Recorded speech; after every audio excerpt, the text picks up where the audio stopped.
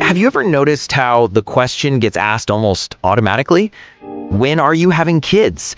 Don't you want children? You'll change your mind someday. It's like there's an invisible script everyone expects you to follow.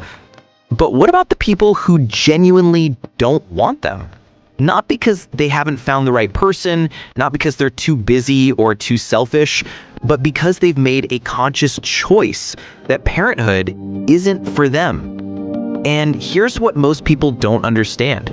That choice is backed by real psychology, by emotional intelligence, self-awareness, and a deep understanding of who they are. This is about exploring the psychology behind people who choose a life without children, because the decision to not have kids reveals something profound about personality, values, and what people actually need to feel fulfilled. See, for decades, society has treated parenthood as the default, the inevitable endpoint of adult life. But something is shifting.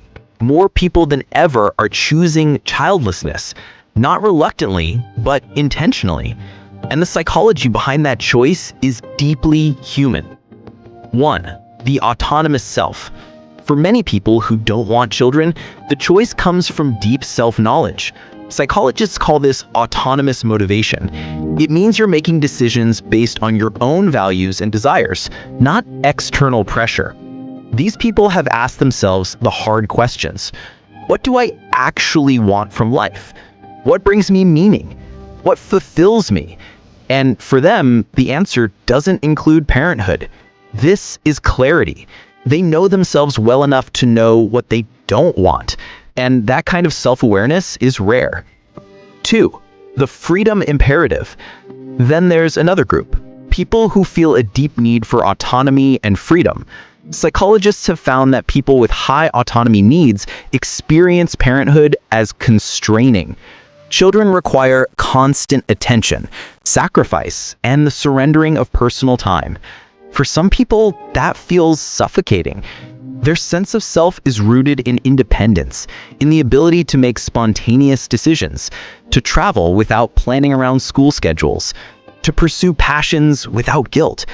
For these people, parenthood would mean losing something essential, not just time, but identity. It's not that they can't handle it, it's that they don't want to. And that's honest. 3. The realistic assessment. Here's something people rarely admit. Some people don't want children because they've honestly assessed what it takes. They've watched friends become parents. They've seen the exhaustion, the financial strain, the loss of spontaneity. And instead of romanticizing it, they've chosen clarity. These people have done the math. They've considered the environmental impact. They've thought about their career goals, and they've concluded that parenthood isn't aligned with who they are. That's not pessimism, that's wisdom. Because parenthood is one of the most consequential decisions a person can make. And choosing not to do it because you've genuinely thought it through, that takes more maturity than following the default path. 4. The fulfillment puzzle. Here's something that challenges everything we've been taught. You don't need children to have a fulfilling life. Psychologists studying life satisfaction have found that parenthood doesn't automatically increase happiness. In fact, studies show that parents often report lower life satisfaction than non-parents. Meanwhile, people without children often report higher levels of life satisfaction. They have time for their relationships, their careers, their hobbies, their growth.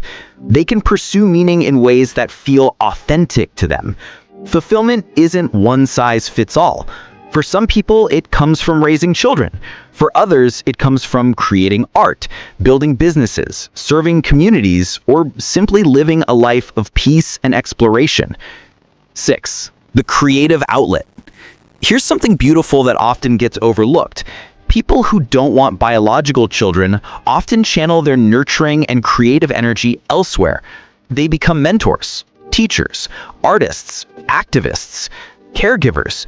They invest in projects, communities, and ideas. Psychologists have found that creative expression and meaningful work can be just as fulfilling as parenthood, sometimes more so. because it allows for the generative impulse without the total consumption of identity. They can create, nurture, and leave a legacy without losing themselves. 7. The pressure and judgment. But let's talk about something painful. People who don't want children face relentless social pressure. They're accused of being selfish, immature, or unfulfilled. Family members see it as a personal rejection. Friends worry they're missing out. Society questions their validity as adults. But here's the truth. Just because someone doesn't want children doesn't make them less of a person. It doesn't make their life less meaningful. It just makes them different. 8. The valid choice. So where does this leave us? The choice to not have children is legitimate. It's not a phase, a fear, or a failure. It's a conscious decision about how to live a meaningful life. And just like the choice to have children deserves respect, so does the choice not to. Because both require self-knowledge, intentionality, and courage. The people who choose childlessness have often done more thinking about their life than those who simply follow the default.